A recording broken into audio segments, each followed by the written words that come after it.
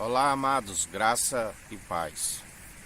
Livro de Isaías, do capítulo 53, nos fala quem deu crédito à nossa pregação e a quem se manifestou o braço do Senhor, porque foi subindo como renovo perante ele, como raiz de uma terra seca. Não tinha parecer nem formosura, e olhando nós para ele, nenhuma beleza víamos para que o desejássemos.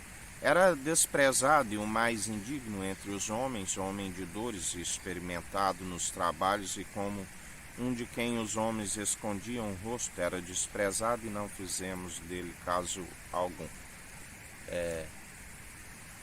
Aquilo que havia de acontecer quando Jesus, o Verbo, se fez carne, e muitos rejeitaram a sua pregação.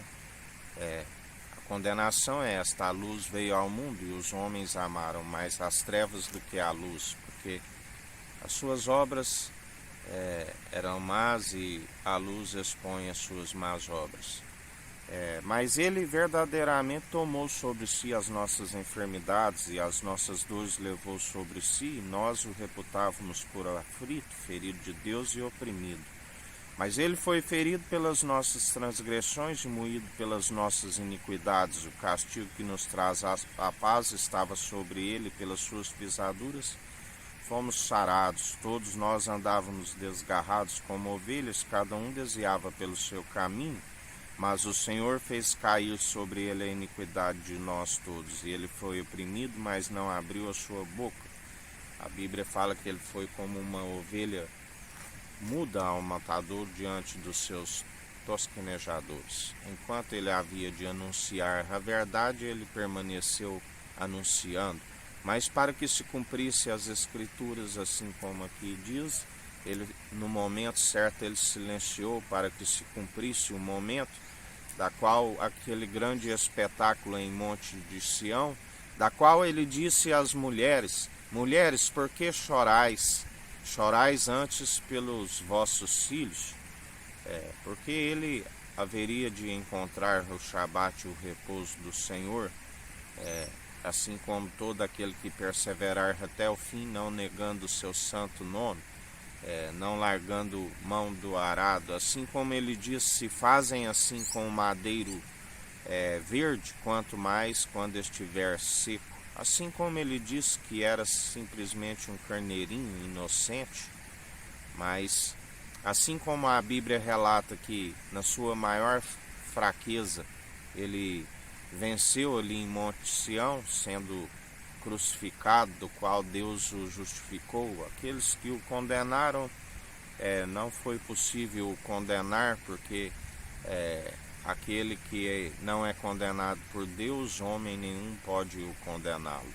Assim como o anjo da morte, da qual o último inimigo que havemos de enfrentar, não foi possível decompor o seu corpo, e a ele seja toda a honra e toda a glória, porque assim como ele disse: Pai, se possível, me passa desse cálice, porque tudo lhe é possível, mas que não seja feito segundo a minha vontade, mas segundo a tua. Aleluias, oh glórias a Deus. E ele bebeu daquele cálice, e todo aquele que fora após ele, todo aquele que carregar a sua cruz e negar a si mesmo, todo aquele que esvaziar, renunciar, ele também é aquele que bebe desse cálice. Ele é aquele que persevera anunciando a verdade, a salvação, o Evangelho, a finalidade desta sabedoria da qual ele nos concede, da qual ele disse: não vos chamo de servo, porque o servo não sabe o que o seu senhor faz, mas vos chamo de amigo, porque tenho-vos compartilhado tudo aquilo que sei do Pai. E assim ele revela a quem o quer, da qual nós perseveramos anunciando, porque a finalidade do Evangelho é para a salvação de almas. Primeiro daquele que o detém, para que os seus caminhos sejam luz, e para que aonde ele pisar a planta dos pés, ele seja luz para uma multidão daqueles que estão nas trevas, porque bem-aventurado aqueles que anunciam a verdade, bem-aventurado aqueles que ganham almas, porque há festa nos céus. Um é o que planta e o outro é o que colhe. Os anjos são os ceifeiros.